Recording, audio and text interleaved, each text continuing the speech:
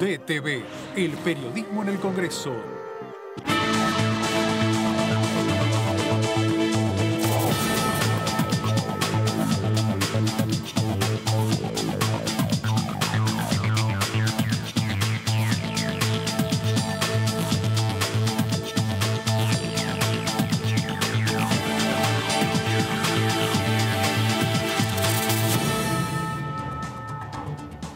¿Cómo andan? Bienvenidos, bienvenidas. Aquí estamos en la segunda edición de DTV, haciendo un resumen, sintetizando un poco lo que sucedió esta semana con muchas comisiones, con muchas visitas de funcionarios del Ejecutivo Nacional que estuvieron conversando con los diputados y diputadas de distintas comisiones, pero sobre todo con la certeza de que el 28 vamos a tener una sesión aquí en la Cámara de Diputados. Se logró llegar al final de este periodo de extraordinarias con un acuerdo entre el oficialismo y distintos sectores de la oposición para, bueno, el 28 finalmente darle sanción definitiva a dos proyectos, uno de los cuales vencía su estado parlamentario, si no era aprobado iba a ser muy difícil, había que hacer todo el trámite de nuevo y se entendió, se comprendió por parte de los sectores opositores que no pertenecen a Juntos por el Cambio la necesidad y la importancia de convocar a una sesión para avanzar en este proyecto y también, por supuesto, con el de pago de deuda previsional, que es también una deuda que está teniendo esta Cámara desde julio del año pasado, con 800.000 personas más o menos que están cumpliendo años este año 60 o 65 y no tienen los 30 años de aporte para poder llegar justamente al beneficio previsional. Pero también en esta síntesis que vamos a repasar hoy, en las 3 horas que tenemos por delante, vamos a hablar de la Comisión de Juicio Político, esta comisión que ya tiene un cronograma de invitados, que ya está previsto quiénes van a venir la semana que viene y que también tiene previsto ampliar la cantidad de días de trabajo para poder agilizar un poco los trámites, ¿no? Son muchos los invitados, los testigos que van a estar pasando por la Comisión de Juicio Político, que se le sigue a los 4 jueces de la Corte Suprema de Nación. Así que de todo esto vamos a estar conversando, también de todas las comisiones que se vivieron y viendo un poco qué nos depara la semana que viene, que va a ser una semana corta, porque el lunes y martes, feriado de carnaval, recuperado en el año 2010, que también tuvo su debate aquí en la Cámara Baja, estuve repasándolo en estos días.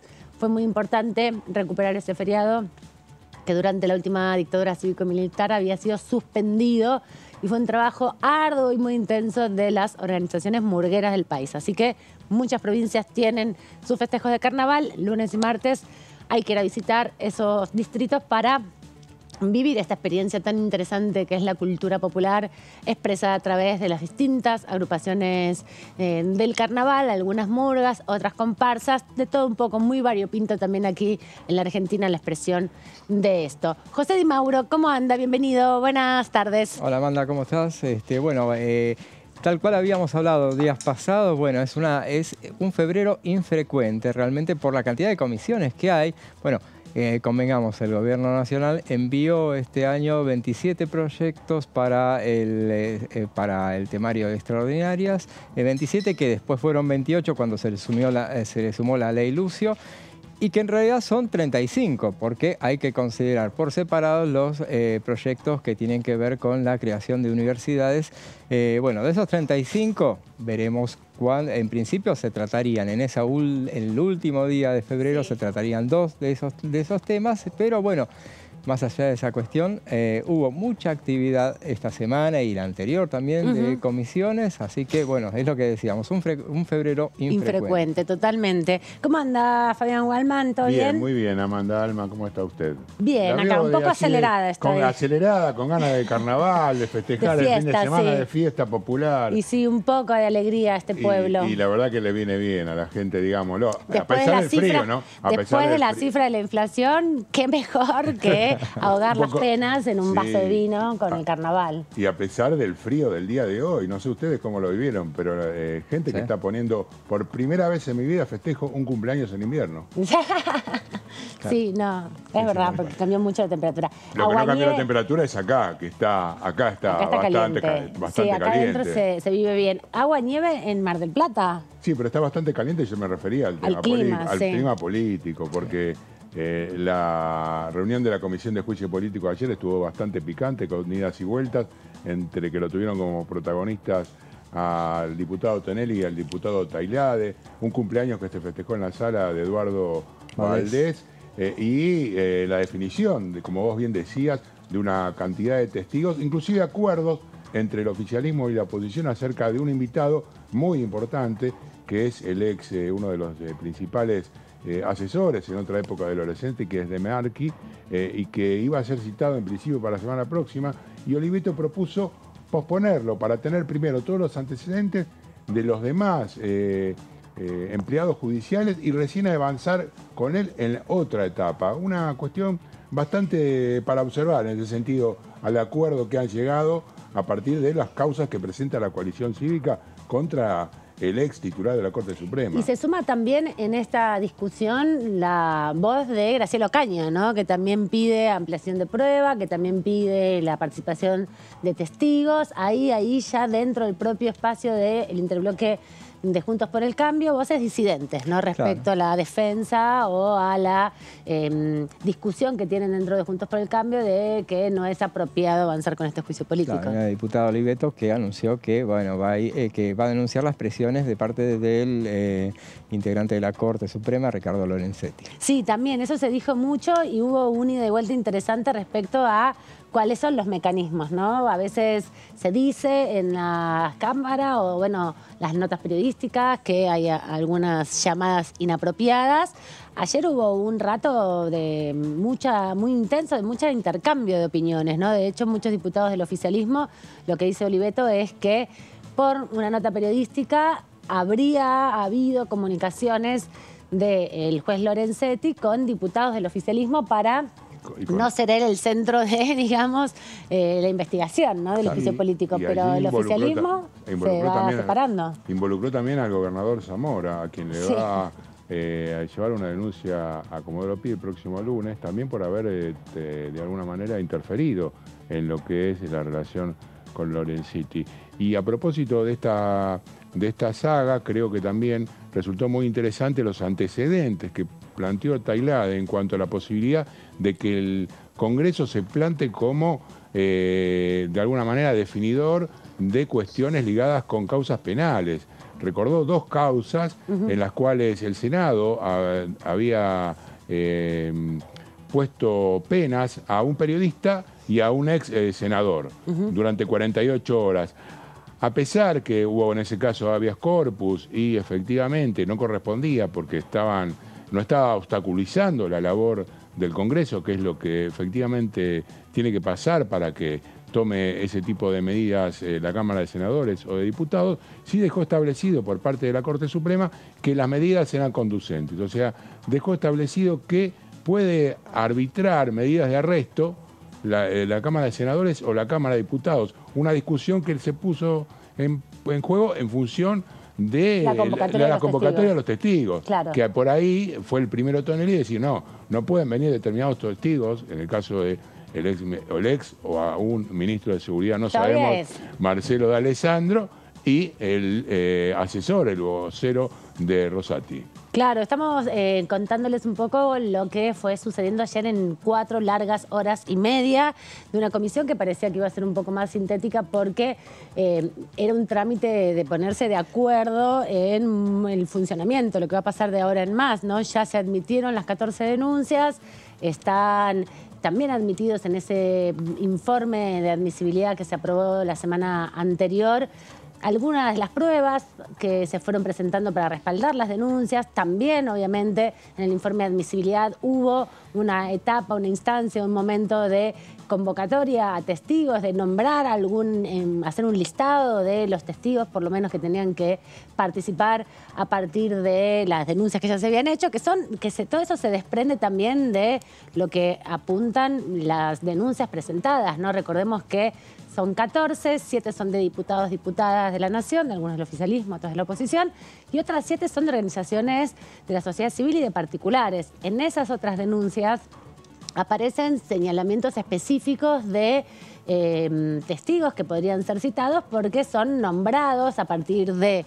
pruebas que ya tienen, estas denuncias, o de recortes periodísticos, informaciones periodísticas, y por eso también se estuvo trabajando en torno a la convocatoria. Lo que se sabe es que la semana que viene, el próximo 23 a las 11 de la mañana, se vuelve a reunir la comisión que conduce Carolina Aguilar y ya hay 9 personas citadas. Y veremos si en todo caso se altera este orden de que sea los jueves solamente, y bueno, si para agilizar un poco, yo tengo mis dudas de que se llegue a hacer eso, pero que se pongan 2 días como...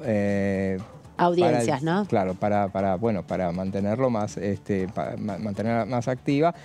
No sé, realmente eso nos quedó los picando dijo esa también. posibilidad, Sí, nos los dijo Vanessa Siley, diputada del Frente de Todos, una de las denunciantes de los jueces de la Corte Suprema. Ella, en su denuncia, en su proyecto de resolución, que tiene una de las denuncias, apunta justamente a el desconocimiento, la actitud de desoír, en definitiva, a los organismos internacionales y también a las convenciones, los tratados internacionales de derechos humanos que tiene suscritos Argentina, aplicando la ley del 2x1 a crímenes de lesa humanidad, ¿no? A partir de eso nos comentaba justamente después de la sesión de ayer, de la reunión de ayer de la comisión, que estaban analizando la posibilidad de convocar 2 veces por semana. Yo también creo que va a ser esto, José, no sé, Fabián, vos qué pensás, algo que se va a ir configurando, depende del ritmo que tenga el Congreso, claro, ¿no? Si no se juntan mucho las comisiones, esta va a estar como con más tiempo, más posibilidades de ir convocando más testigos. Sí, y un tema interesante que nos enterábamos el otro día algunos periodistas que estábamos, es que los jueces pueden se van a juzgar por separado. Puede estar la condena de uno, digamos, el pedido de acusación contra uno, y los otros continuar el juicio, Por digamos, supuesto. son totalmente independientes. Ahora vamos a repasar lo que decía el diputado Rodolfo Tailade ayer en la Comisión de Juicio Político, cuando estaba pidiendo la ampliación de medidas de prueba y que luego fueron aprobadas por el Pleno de la Cámara. Arranco con lo que dijo Tonelli, que inició su exposición diciendo que nada de la prueba que ofrecimos tiene que ver con demostrar el mal desempeño de los jueces de la Corte. Y dijo, bastaría con leer su fallo para eso. Pero si la semana pasada dijo que no podíamos leer los fallos para acusarlos de nada, y ahora dice que bastan los fallos para establecer un posible mal desempeño, sin prueba, es decir, agarramos la sentencia, leemos la sentencia y cada uno dice, para mí está bien, para mí está mal.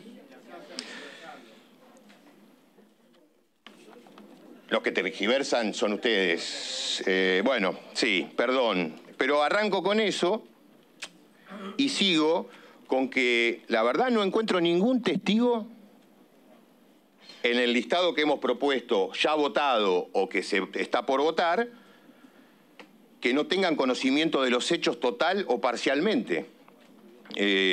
Todos los testigos tienen una razón de ser en relación con los hechos. Efectivamente hay un testigo, hay varios testigos que pueden declarar por varios hechos. Y la preocupación de López es si lo vamos a citar varias veces. No, el día que venga le preguntaremos por todos los hechos en donde el testigo puede dar cuenta de algo. Pero claramente todos tienen una razón de ser.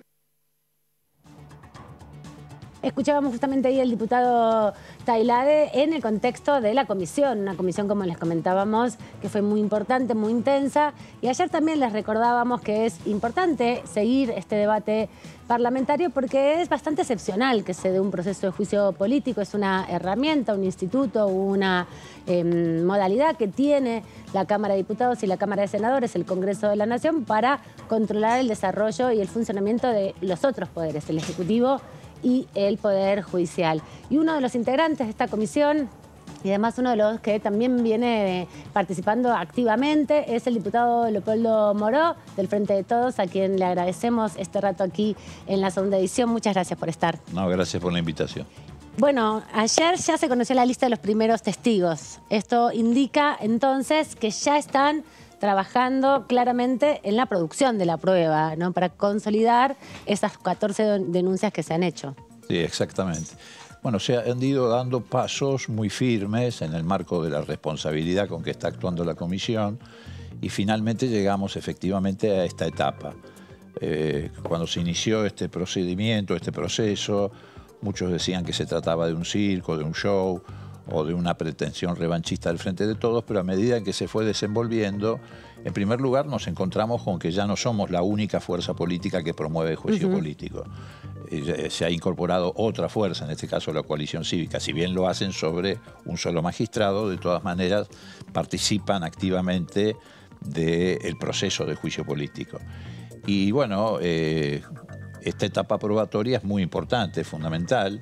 Había que llegar a esto en las mejores condiciones, porque a partir de ahora, a través de estos testimonios, o los que se obtengan a través de oficios de carácter documental o fílmico, etcétera, podemos ir construyendo un panorama más claro acerca de cuál ha sido la responsabilidad de los 4 miembros de la Corte, cada uno de ellos, en los cargos que se les imputa, en el mal desempeño de las funciones en algún caso, o incluso, que es un poco más grave, en el delito en el ejercicio de esa función. Ayer, uno de los debates que se dio y planteó al principio el diputado Tonelli es que no se podía convocar al exministro de Justicia, D'Alessandro, de Seguridad y Justicia, Marcelo D'Alessandro, y a Silvio Robles, el vocero Rosati.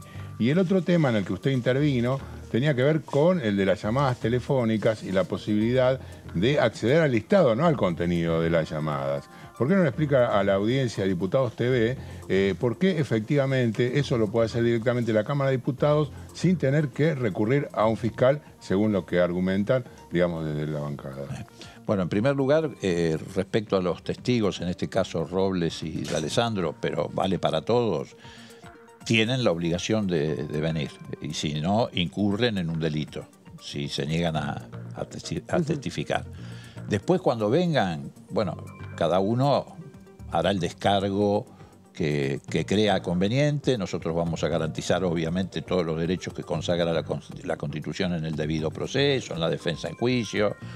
Pero esa defensa la tienen que ejercitar los que vengan o sus abogados, no los diputados de un sector político, por anticipado. Además, nadie tiene coronita. El señor Robles tiene que venir porque es la mano derecha y la mano derecha del presidente de la Corte y funcionario de la Corte. El señor D'Alessandro tiene que venir porque ejercitó un cargo como ministro de Seguridad. No sé, bueno, está en una situación rara porque hablan de que está de licencia, etcétera. Y bueno, después cada uno de ellos opondrá frente a la comisión las excepciones que cree lo autorizan o le impiden declarar, pero no son los abogados defensores, no deberían ser los diputados de Juntos por el Cambio. Y en cuanto al cruce de llamadas, yo creo que no hace falta atravesar por la autorización de un juez, porque efectivamente no se trata del contenido, sino simplemente del cruce de llamadas. Y la DAJUDECO es una oficina creada precisamente, paradójicamente, por la Corte Suprema de Justicia, como auxiliar de la justicia. Y nosotros en este caso estamos cumpliendo un rol en ese sentido, casi de carácter judicial, porque el juicio político tiene esa característica. Además emana de una decisión nada más y nada menos que de la Constitución Nacional, que es el artículo 53. No es que nosotros caprichosamente decidimos un día decir, bueno, vamos a hacer un juicio político, lo vamos a hacer. Además nos guiamos por el reglamento de la Cámara y por el reglamento de la propia comisión. Y el reglamento de la comisión efectivamente permite pedir el auxilio de organismos, en este caso, bueno, de carácter judicial, porque se traspasó a la Corte la oficina de llamada de escucha. Claro, porque antes estaba en la Procuraduría General. En la Procuración. Y bueno, y así como el Ministerio Público Fiscal, por ejemplo, un fiscal puede requerir cruce de llamadas, claro, sin autorización judicial, nosotros también podemos hacerlo. Además, preguntarle, diputado, para que aclare también qué significa la carga pública, qué significa que cuando ustedes convocan a testigos tienen la obligación de participar y también de decir verdad, no pueden mentir. ¿De dónde viene esa instancia y por qué es importante que se dé en este contexto? Bueno, primero viene, reitero, de las propias facultades que nos otorga la Constitución, el reglamento de la Cámara y el reglamento de la Comisión de Juicio Político. Viene de los precedentes, es decir, de los juicios políticos que se hicieron en el pasado, y además supletoriamente se aplica el Código Procesal Penal de la Nación. Es decir, y el Código Procesal Penal de la Nación establece claramente cuáles son las obligaciones de un testigo cuáles son las cargas, la carga pública que las personas que vienen a testimoniar tienen sobre sus espaldas y cuáles son las responsabilidades en el caso de incurrir en falso testimonio. Eso está claramente delimitado por el Código Procesal Penal de Y la esto hay que Nación. diferenciarlo porque esto no es que vienen a participar, a dar como si fuera una audiencia pública. Es otra instancia la que hay ahora. No es una instancia donde vienen a dar un informe los testigos, sino vienen a responder preguntas sobre un tema en particular. Sí, a ver, las audiencias son públicas, salvo que la propia comisión, por alguna razón muy excepcional, establezca alguna audiencia de carácter reservado. Pero en general son públicas. Además, ese es el valor del juicio político, que se haga de cara a la sociedad. Es decir, que el enjuiciamiento, que también eso sirve para el ejercicio de las garantías de quienes están imputados. Claro. Es decir, no es un tribunal de la Inquisición que se reúne con capucha, nadie sabe quiénes son. No, son diputados de la Nación Argentina, de distintas expresiones políticas, que lo hacen, bueno, en este caso a través de estos medios de comunicación, de cara a la sociedad. Tal vez eso es lo que preocupa a algunos. ¿Por qué? Porque lamentablemente ese ámbito, me estoy refiriendo al ámbito de la Corte y de algunos estamentos en tribunales, se han refugiado en el anonimato, en la clandestinidad, en la oscuridad, y yo percibo que se sienten muy molestos, no solamente de tener que exhibirse públicamente, sino que de tener que dar explicaciones públicamente. Pero tienen que darlas, como las tenemos que dar cualquiera de nosotros en el ejercicio de otras facultades en otros poderes del Estado. Todos nosotros, los legisladores, tenemos que dar explicaciones, de hecho las damos siempre, frente, por ejemplo, a audiencias periodísticas como esta, o frente al requerimiento de otros colegas, o en el debate en el recinto. Todo el mundo tiene que dar explicaciones. Bueno, ¿por qué ellos no las van a dar? Ayer se puso en discusión el tema de, bueno, a qué cosas están capacitados para, por su cuenta, los diputados proceder en determinadas cuestiones. Pero en general lo que establece el reglamento, por lo menos, es la intervención de un juez para determinadas circunstancias. ¿Cómo es la elección del juez? ¿Cómo se determina cuál es el juez al que se pide, en todo caso, y en qué casos es que se le pide actuar? Bueno, cuando, como usted bien dice, en alguna circunstancia excepcional, porque no es la regla general, se requiera la intervención de un juez, yo creo que el método es el del sorteo. Claro que estamos en un problema porque las bolillas en Comodoro Pi siempre aparecen cargadas. Hay alguna bolilla que siempre es más pesada que otra. De hecho, eso es parte de las denuncias, ¿no? Es parte de las denuncias, sí. Es más, es parte de las denuncias no solo nuestras, sino de la coalición cívica. Sí. Una de las denuncias más fuertes de la coalición cívica es la irregularidad en los sorteos. Exacto. La sufrimos nosotros, no ellos, porque siempre le tocaba a Bonadío, que era el que perseguía al movimiento popular, pero a Cristina. Pero bueno, también ellos dan cuenta que hay una falla importante ahí, ¿no? Pero bueno, para darle respuesta a lo que usted dice, la respuesta es el sorteo. Y desde ese lugar, bueno, se viene una nueva reunión el jueves próximo. ¿Qué expectativas hay? ¿Cómo piensa que van a ser recibidos los testigos?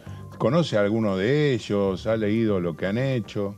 Bueno, obviamente, por ejemplo, en el caso de Sebastián Ramos, que es uno de los jueces convocados, y de Alejo Ramos Padilla, que es el otro juez convocado, lo que sí he leído es las sentencias. Claro. Las sentencias que cada uno de ellos son diferentes sobre el mismo tema, en este caso precisamente los chats entre Lago Escondido, Alessandro y Robles. Y bueno, por supuesto también los dictámenes fiscales, de los fiscales que actuaron en cada uno de los casos. A ver, la preocupación que tiene Juntos por el Cambio respecto a Robles y de Alessandro revela que ahí está el meollo de la cuestión. Digo. Porque acá los testigos que vengan no se los va a torturar, van a estar delante de las cámaras, ustedes van a transmitir la audiencia, se les va a hacer preguntas, nada más que preguntas. También ellos, en su condición de funcionarios públicos, algunos de ellos, por ejemplo, el caso, los dos en realidad siguen en el ejercicio del cargo, porque aún de Alessandro, aunque esté de licencia, sigue en el ejercicio del cargo. Tienen la obligación de responder sobre estas cosas. Por supuesto, nosotros no le vamos a preguntar sobre temas que no tengan que ver con la cuestión que estamos dilucidando. Por ejemplo, si hubo negociación en las sentencias.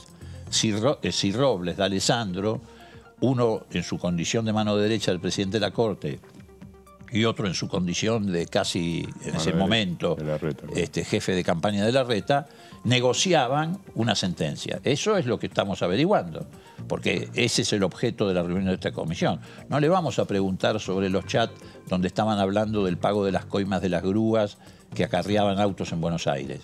Sobre eso no le vamos a preguntar. Tampoco le vamos a preguntar por qué en un momento dado ese empresario que negociaba con D'Alessandro el pago de la coima, porque ni siquiera hablaban de una futura coima, sino del pago de la coima, tampoco le vamos a preguntar por qué le dijo si había posibilidad de hacer negocios con Horacio, refiriéndose a Horacio Rodríguez Larreta. Le vamos a preguntar sobre el tema específico que tiene que ver con el objeto de este juicio político, que es si esas sentencias, Consejo de la Magistratura y coparticipación, fueron negociadas. Y nosotros tenemos la convicción de que fueron negociadas. Pero no solamente por los chats, porque acá se hace mucho hincapié en el tema de los chats, como se hizo en el caso de la banda de Lago Escondido, donde también estaba involucrado D'Alessandro. Pero en realidad hubo otros elementos que fueron corroborando la existencia, por ejemplo, de la reunión en Lago Escondido. Sí. El manifiesto de viaje del avión, donde está la nómina de pasajeros, los videos en Bariloche, etc. Bueno, en este caso también hay otras evidencias, que es, por ejemplo, lo que no investigó el juez Ramos. ¿Y cuáles son las otras evidencias? Bueno, que en esa conversación, que dicho sea de paso, no es tan privada, porque era entre dos funcionarios públicos, versaba sobre cuestiones públicas. Y además yo me pregunto, si la conversación esa la hubieran tenido con nombre y apellido dos dirigentes del Frente de Todos, los diarios La Nación y Clarín se mantendrían esta posición tan estricta respecto a la privacidad. Pero claro, ¿a cómo se obtuvieron? La discusión está en... ¿En ese caso ustedes no la habrían invalidado? No, nosotros no la invalidamos de antemano. ¿Por qué? Porque efectivamente es una conversación que necesita o no corroborarse con otros elementos. Así como la del Lago Escondido se corroboró por otros elementos y la jueza y la fiscal que intervienen en esa causa en Bariloche, bueno, creo que ahora se la están por sacar a Comodoro Pi, es una aspiradora, se lleva todo, digamos, ¿no? Pasa por todo el territorio argentino y se lleva todas las causas donde hay que darle impunidad al macrismo. Pero digo, hay otros elementos que corroboraron y en este caso también hay otros elementos que corroboraron, porque el contenido de esa conversación se cumplió. Juntos por el Cambio siguió las instrucciones que la mano derecha del presidente de la Corte les daba. No bajen, no den quórum, no hagan esto, no hagan aquello, no manden tal nota, etc. O sea que eso le da carácter muy verosímil a la conversación. Además nadie, ni siquiera, discúlpenme, ni siquiera el juez Sebastián Ramos dijo que las conversaciones eran falsas, dijo que habían sido hackeadas. Eso le quería preguntar, porque hubo también discusión respecto ayer de, bueno, y en toda la causa que tiene que ver en torno a las conversaciones, a los chats que se dieron a conocer, y dijiste algo hace un ratito que me parece importante destacar, se está impugnando la forma en que se obtuvo esa conversación, pero en este caso, al ser funcionarios públicos, ¿les cae la misma categoría que a cualquier otra persona? Digo, la situación de la que se está hablando, ¿es lo mismo que hackearle el teléfono a una modelo? No, primero te reitero, son funcionarios públicos. Estaban hablando de temas de carácter público. Pero al ser irregulares la toma de esas conversaciones, pueden haber sido falseadas también, es lo que se argumenta. No es lo que está en la causa judicial. Es más, hay una causa judicial paralela que llevó adelante el fiscal Delgado y creo que la doctora Servini de Cubría, donde se investigó específicamente la ruta de ese hackeo. Y en ningún momento esa investigación demostró que se hubieran adulterado. O mostró que fuera falsa. Lo que mostró fue cómo se procedió. Mirá qué cosa además curiosa. Se demostró en esa investigación que hizo el fiscal Delgado, expediente que seguramente también nosotros vamos a sumar a esto, que el hackeo se habría hecho desde la provincia de Misiones, cerca de un penal, creo que era, El Dorado, por ahí. Sí. Digo que es curioso porque cuando se conoció el primer espionaje que llevó adelante Macri, que todavía era jefe de gobierno, precisamente se hizo desde la misión, la orden de... Y además que justamente el primer lugar de donde Macri iba a venir como participando en la política era de Misiones y uno de sus socios era... Pero bueno, por ahí otra cosa que le quería preguntar. Son coincidencias. Por ahí es una casualidad. Pero lo que quiero decir es lo siguiente. Yo creo que el problema que está teniendo Juntos por el Cambio es que efectivamente yo no tengo duda de que hubo un hackeo, está claro. Ahora, tampoco tengo duda de las conversaciones, tanto del Lago Escondido como esta, son absolutamente verosímiles, comprobadas, porque, reitero, frente a conversaciones de este tipo hay que usar otros instrumentos. Claro. Lo que no hay que hacer es dejarlas de lado de facto, para comprobar si efectivamente son verosímiles. Y yo de eso no tengo ninguna duda. El problema es que efectivamente esto es un vuelto del espionaje que montó el propio macrismo.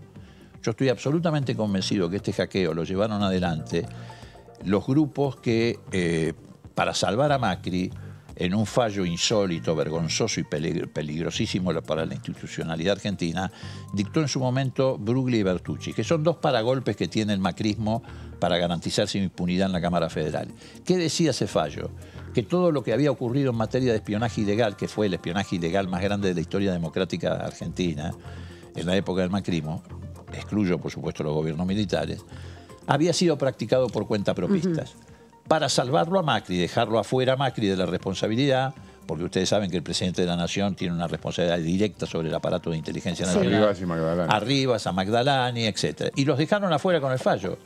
Pero al decir que fueron cuentapropistas, dejaron procesados a los que habían llevado adelante esas tareas. Claro. Y esos tipos que llevaron adelante esas tareas, la mayoría de los cuales eran policías de la ciudad prestados por la reta a Macri, a la AFI, para que hicieran espionaje, es muy probable que hayan hecho el hackeo y se estén cobrando ahora el hecho de haber sido cargados de toda la responsabilidad de aquella denuncia, para eludir la responsabilidad que tenía Macri y compañía. Una cosa que ayer también objetaban desde Juntos por el Cambio era la utilización de videos.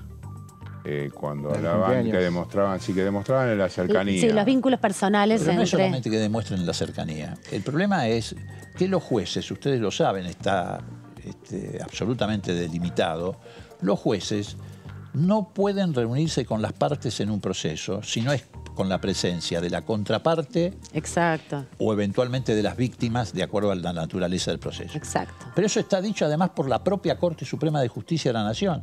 Hubo una acordada, que yo ahora no recuerdo el número, pero creo que era presidente de la Corte Petracchi, que fue el que más hizo para transparentar el funcionamiento de la Corte, y después, por supuesto, cuando llegó Lorenzetti, Rosati, arrasaron con todo. Hay una acordada de la Corte que expresamente dice que los jueces, en este caso estamos hablando de los jueces de la Corte, no pueden reunirse con una de las partes si no está presente la otra parte o las víctimas. Y esas reuniones no se hacen solamente en el despacho del juez. Está recontra comprobado que se han reunido en un club de fútbol, bueno, los que condenaron a Cristina, el presidente del tribunal y el fiscal compartían un equipo de fútbol, y nos enteramos de casualidad, no porque el presidente del tribunal dijo cuando se inició el juicio, miren que yo lo conozco al fiscal, somos compinches de... Y por eso planteaban que se tenían que excusar en algunos casos, ¿no? Pero por supuesto. O se reúnen en una fiesta o se reúnen en un evento social.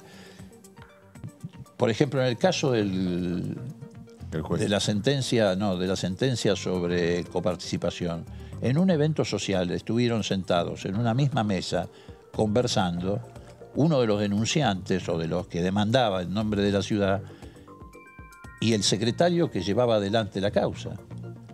Ustedes me dirán, bueno, puede ser una casualidad. Sí, pero es una casualidad que los jueces no pueden... Tienen que evitar. Y sobre todo a pocos días de una sentencia. Y esa es una responsabilidad que le cae a ellos por ser funcionarios de ese cuerpo. Sí, como nosotros tenemos otras... Cada uno tiene sus propias responsabilidades. Claro. Ellos tienen delimitada su responsabilidad. No pueden reunirse. No importa si es con una camiseta de fútbol encima o si es en un bar escondidos. Y si se encuentran por casualidad se tienen que evadir. Tienen que tratar de no reunirse. Obviamente de casualidad se pueden encontrar. Eventualmente pueden compartir incluso hasta una reunión social en un mismo predio. Lo que no pueden hacer es sentarse a conversar sobre esa cuestión a 10 días de una sentencia.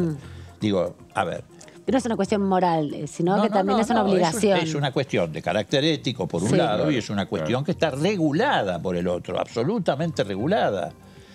Pero además lo que pasa es que esto también tiene que ver con la degradación que el macrismo le trajo al proceso institucional de la Argentina. Yo ayer lo decía, tal vez ustedes lo vieron. En el gobierno de Alfonsín, que duró 6 años porque el mandato era más extenso en aquella época para los presidentes, yo debo haber ido a la Quinta de Olivos 300 veces. Sábado, domingo, lunes, martes, a la noche, a la tarde, reuniones de todo tipo. En esas 300 oportunidades jamás me crucé con un juez o un fiscal en la Quinta de Olivos. jamás. La Quinta de Olivos no era un club para ir a jugar al pádel que tenían los jueces, jamás me junté. ¿Por qué? Bueno, porque Alfonsín no quería negociar sentencias, no quería imponer sentencias y además mucho menos se entendía la sentencias división de los poderes. Significaran la persecución del adversario político. Entonces, me parece que hemos llegado a un proceso de degradación donde se pretende darle naturalidad a las cosas. Y no son naturales, no es posible. A ver, nosotros, por ejemplo, en la Comisión Bicameral de Seguimiento del Organismo de Inteligencia, estuvimos sentados delante nuestro, lo tengo el testimonio que lo voy a llevar al jueves, uno de los jefes de los grupos estos de espías, que confesó abiertamente que le habían ordenado ubicar el bar donde se habían reunido Rosecrat y Pepín Rodríguez Simón de parte de Macri, el uno, como decía el jefe operativo, porque estaban preocupados para que esa foto no saliera. Bueno, se reunieron en un bar. Sí, está la foto. Se reunieron en un bar, sí, efectivamente. ¿Y a qué no pueden reunirse en un bar? Aunque sea un bar. Porque no pueden reunirse a hablar de sentencias judiciales. Diputado, hablando de Pepín Rodríguez Simón, Tailade en un momento, cuando hizo uso de la palabra, solicitó a la presidencia de la comisión, a Carolina Gaylar, justamente que pudiera propiciar las condiciones para lograr en algún momento una convocatoria como testigo, entiendo, de Pepín Rodríguez Simón vía electrónica en este sentido. ¿Qué posibilidades ve y por qué es importante convocarlo él también como testigo? Está prófugo de la justicia en Uruguay. Primero porque fue una pieza clave, casi yo diría el inspirador de la llegada irregular de Rosati y de Rosencrantz a la Corte. Que no fue neutra, porque eso tuvo consecuencias inmediatas. Por ejemplo, entre otras, el fallo del 2×1. Yo creo que Rosencrantz y Rosati ya llegaron con ese compromiso de llevar adelante el fallo del 2×1. Entre tantos otros compromisos, como por ejemplo dictar sentencias que degradan el derecho laboral o previsional, en fin. En segundo lugar, porque Rodríguez Simón fue un articulador fundamental en lo que se denominó la mesa judicial. Precisamente él está prófugo en esa causa. Claro. La causa que llevó a que él se profugara es la causa donde se investiga la actividad que llevó adelante desde la mesa judicial para perseguir una empresa de medios. Entonces yo creo que es muy importante, ¿sí?, el testimonio de Pepín Rodríguez Simón. ¿Cuánto calcula que va a durar el juicio? Y es difícil determinarlo, digamos, ¿no? Porque acá no es una cuestión de plazos, es una cuestión de resultados. Reitero, resultados incluso para los propios imputados, que tienen todos los derechos de defensa, que en este caso son los 4 jueces de la Corte, que habrá que ver cómo los ejercitan. Pueden venir acá o pueden, ellos sí están exceptuados de concurrir. Claro. Pueden hacerlo por escrito o a través de sus letrados, etc. Pero bueno, el procedimiento, como ustedes verán, no va lento, pero tampoco va tan rápido, va al ritmo que las circunstancias nos imponen. Y también los pasos que tenemos que dar están regulados por el reglamento de la comisión. Claro. La admisibilidad, etcétera, etcétera. Y bueno, y habremos llegado al periodo de prueba. El periodo de prueba va a demandar un tiempito, porque son muchos los testigos convocados. Son 60 hechos. Son muchos los hechos imputados, son muchas los oficios que va a haber que librar, pero bueno, trataremos de hacerlo en un ritmo normal, digamos. Y en ese sentido, ayer sesionó, definieron el listado y también se conoció la sentencia, la respuesta al Senado de la Corte Suprema, invalidando la posibilidad de que Martín Doñate asuma en su cargo en la magistratura. Sí, ahí han sumado un cargo más la Corte, los que firmaron esa acordada. Porque una acordada es un acto administrativo de la Corte. No puede reemplazar un fallo. Usted con una acordada no puede sustituir una sentencia. Y mucho menos tratar de modificar a través de un fallo, que es un acto de superintendencia administrativa de la Corte, con una acordada modificando una decisión política del Senado. Además, es curioso lo que esta Corte está haciendo barrabasada de todo tipo, ¿no? Con acordadas se meten además en procesos judiciales que están en curso. Si vos me decís, bueno, alguien pidió un persaltum y la Corte lo aceptó, bueno, es un mecanismo válido. Pero, por ejemplo, en el caso de la Cámara de Diputados, ustedes saben que hay un fallo de un juez en lo contencioso administrativo que le ordenó a la presidencia de la Cámara de Diputados frenar la designación de, no me acuerdo cómo era, uno de los legisladores que iba... Roxana Reyes. Exactamente. Bueno, Diputada por Santa esa Cruz. causa está abierta. La Corte interviene con una acordada. Esa causa, la Corte podría intervenir cuando llegue a su conocimiento. Cuando pase a otras instancias, la ¿Cómo Cámara puede, y claro, la... ¿cómo puede llegar a su conocimiento? Como vos decís, va del juez a la Cámara, o por el persaltum. Ajá. Pero tiene que solicitar a alguien el persaltum. Sí, pues como juez... Reyes. Reyes lo podría haber hecho, juez lo hizo en el caso del Senado. Pero no puede intervenir si no llegó a su conocimiento por alguna de estas dos vías. No se puede meter en otra instancia judicial. Pero claro, y menos con una acordada. Que te reitero, las acordadas están hechas para regular el funcionamiento administrativo de la justicia. No están para decidir decisiones de fondo. Pero está la desesperación que tiene esta Corte y sus mandantes, el Grupo Clarín y el macrismo, por apropiarse del manejo del Consejo de la Magistratura, que están haciendo cualquier desastre, cualquier disparate. Bueno, el disparate original es haber resucitado una ley. Un fallo de la Corte resucitó una ley derogada por el Parlamento. Eso no ocurrió. En realidad lo que se dice es que y se dijo durante el juicio es que la ley nunca fue derogada. En realidad, de hecho es la misma ley, lo que fue modificada. No fue modificada. La ley fue derogada y efectivamente se dictó una nueva ley. Cuando vos... Pero que sigue siendo teniendo el mismo número, por ejemplo. No, ¿cómo va a ser el mismo número? No, son dos números distintos. Sí. La ley que yo ahora no recuerdo. Son modificaciones, me parece que... No, son números distintos. A ver, nosotros teníamos una ley en vigencia hace 16 años. Primero, bastante llamativo que 16 años después alguien declare inconstitucional una ley, después que esa ley estuvo en vigencia 16 años. Es bastante llamativo. Más llamativo es que lo haga a instancias del Colegio de Abogados de la calle Montevideo, que bueno, es un colegio que tiene una historia muy vinculada al proceso militar. La mayoría de ellos fueron funcionarios de la dictadura militar y casi muchos de ellos también fueron abogados, por supuesto están en su derecho, pero fueron abogados de los genocidas. En segundo lugar, cuando se decide crear este nuevo Consejo de la Magistratura, para llamarlo de alguna manera, curiosamente se decide derogando esa ley, mejor dicho, acudiendo a esa ley que se derogó y además promoviendo la designación como presidente de la Corte, como presidente del Consejo de la Magistratura. Por lo pronto, en ese fallo, Rosati se tendría que haber excusado. La del 97 es la 24.937 y la del 2006 es la 26.080. Son dos leyes distintas. Son dos leyes distintas. Pero además en ese caso... En el debate Negri dijo al contrario, dijo justamente que siempre era la misma ley, por eso... No es así. Son dos leyes diferentes. Pero además lo involucraba a él la decisión. Él tendría que haberse apartado de esa decisión. Claro. Porque lo que estaba en juego era que si esa ley se resucitaba, cosa que en el mundo occidental yo no conozco que haya ocurrido en ningún lugar del mundo, el presidente de la Corte pasaba a ser automáticamente presidente del Consejo de la Magistratura. Entonces, él tendría que haberse apartado de esa decisión, porque lo involucraba a él. No lo hizo. Como no lo hacen ninguna de estas decisiones, lo que pasó ahí, miren, es muy claro.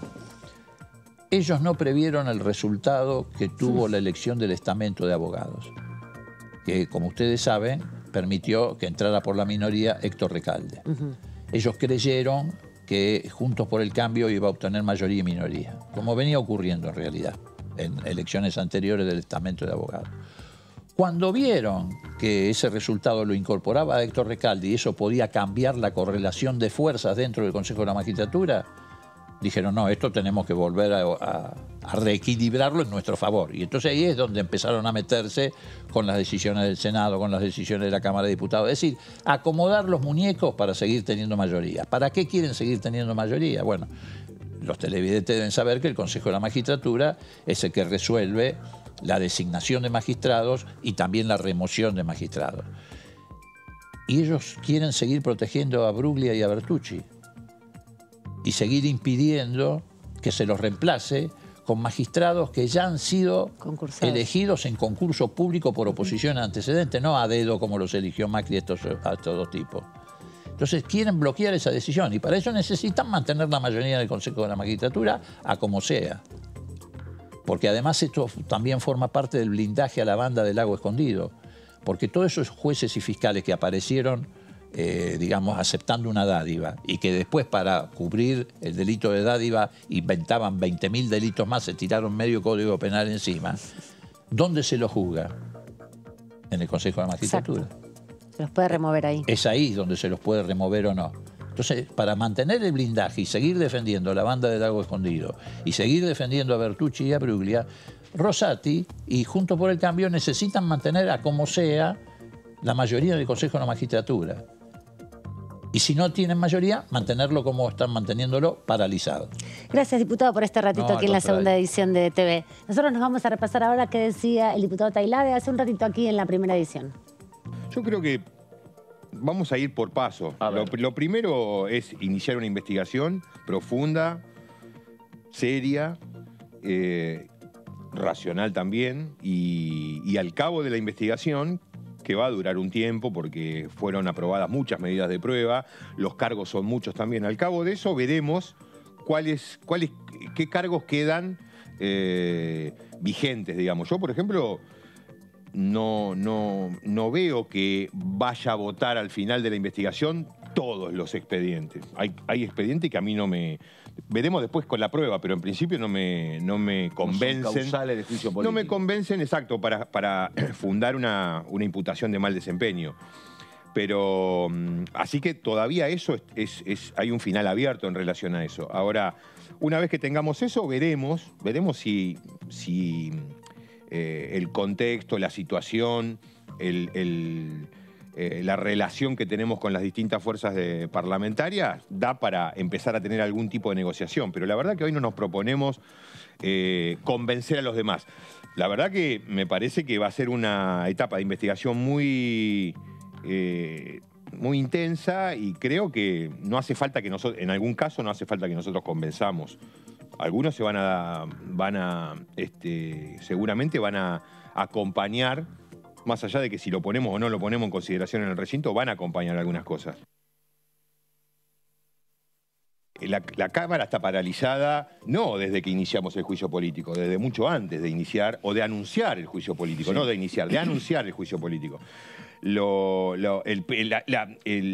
excusa anterior al juicio político era el Consejo de la Magistratura. No porque Cecilia Moró apeló y en el Senado y no sé qué, estaba paralizado desde antes. Entonces, las excusas van variando, pero la estrategia es claramente paralizar el Congreso. Ahora, como Germán y seguramente algún otro compañero o compañera están generando un marco de negociación con algunas fuerzas, sobre todo para hacerle entender que acá no estamos buscando una ley que capitalice el kirchnerismo. Estamos tratando de beneficiar a 800.000 personas que se van a jubilar, que depende de esto si se jubilan o no este año. Entonces, me parece que ha generado esto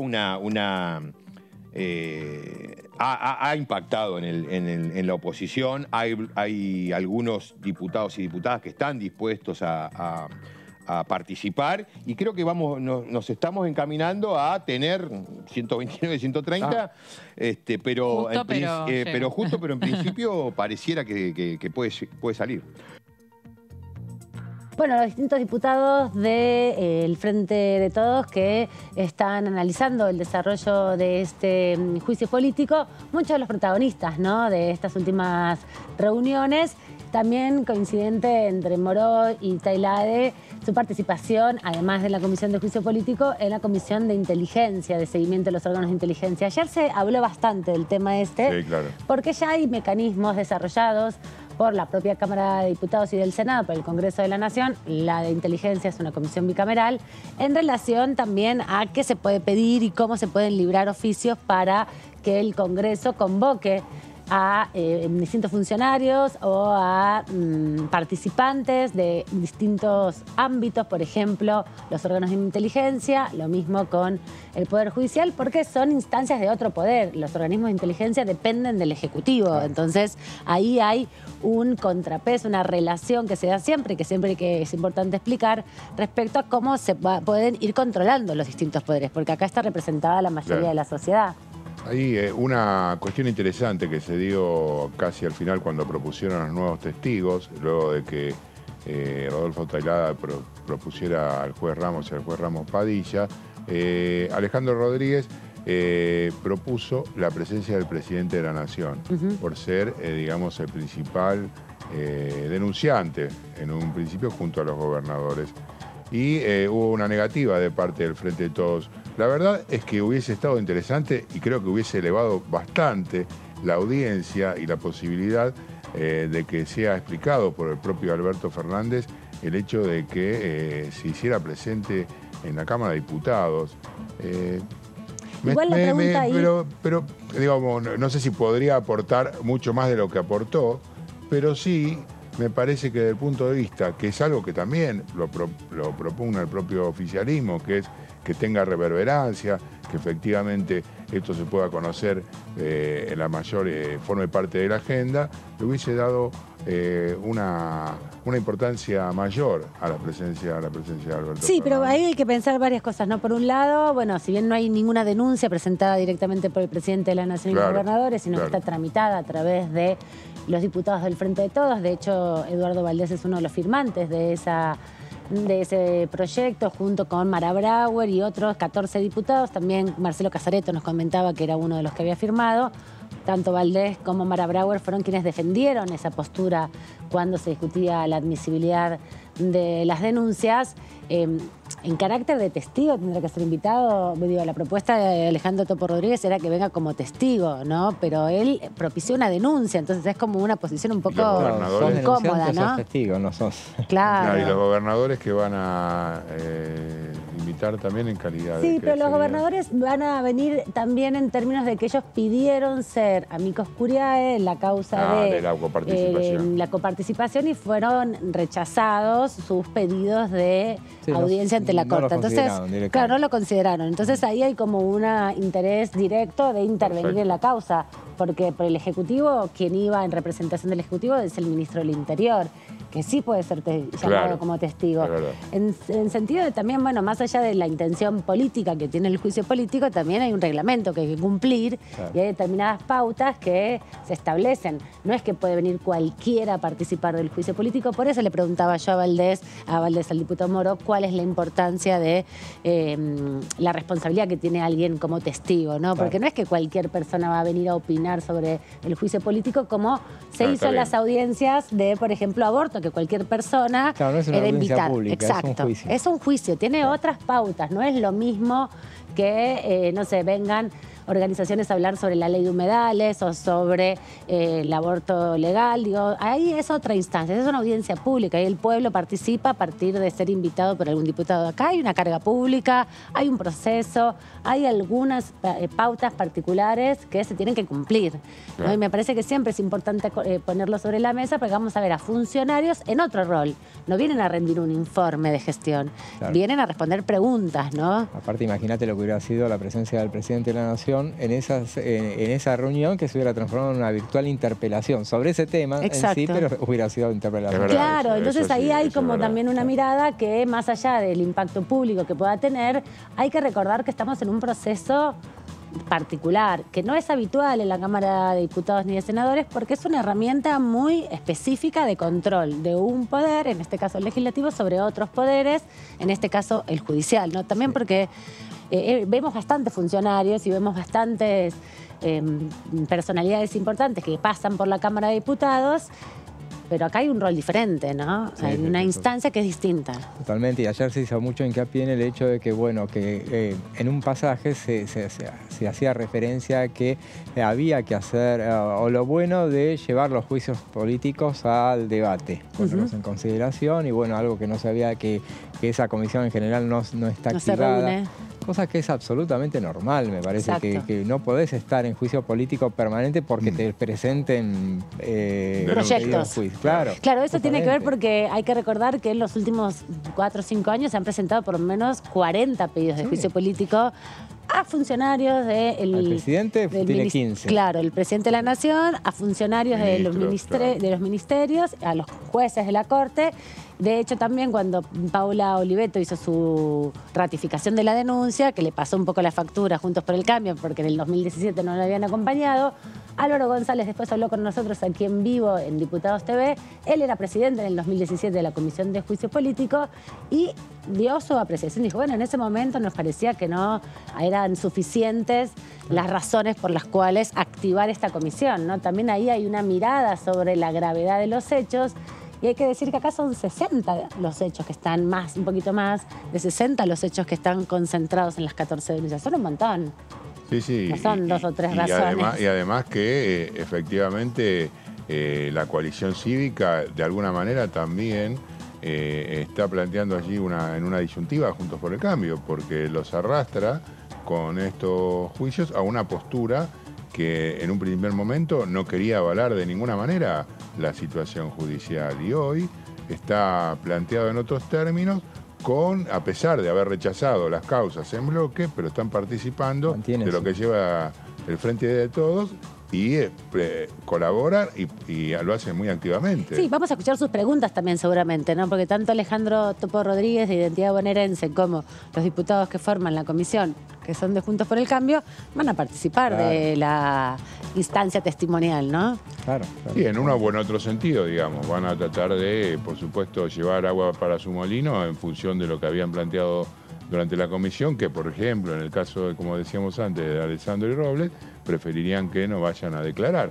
Entonces, en ese sentido, va a estar interesante también todo el juego que se desarrolle a través del ida y vuelta entre las preguntas que cualquier integrante de la comisión, no sé si los que no son de la comisión pueden preguntar. No sé, eso no quedó claro. Creo que de la comisión, me parece. No quedó claro. Con los próximos diputados que vengan de la Comisión de Juicio Político le vamos a preguntar eso, porque los que votan, la admisibilidad, los que votan, por ejemplo... únicamente los 31. Claro, la lista... pueden participar. Pero participar no sé sí, pero sin preguntar no sé si... No sé. Han participado, de hecho, en López Murphy habló la vez pasada. Sí, el Frente Izquierdo también. Claro. Pero el Frente Izquierdo tiene buena... No tiene nadie, no tiene ok. ninguna persona que participe dentro de la comisión. Hay que recordar, son 16 diputados del Frente de Todos y 14 son de Juntos por el Cambio y el otro diputado que hay es de Identidad Bonaerense, Alejandro Topo Rodríguez.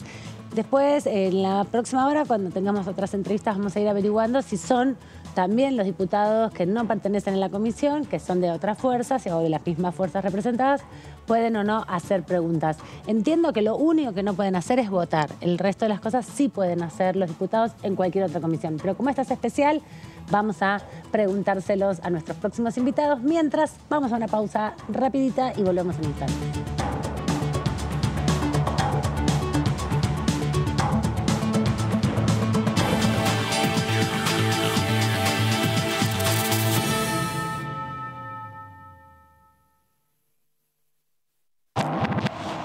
¿Cómo les va? Muy buenos días. Hola, ¿cómo va? Hola, ¿cómo les va? Bienvenidos a DTV, a la segunda edición. ¿Qué tal? ¿Cómo están? Bienvenidos, bienvenidas a esta tercera edición de DTV.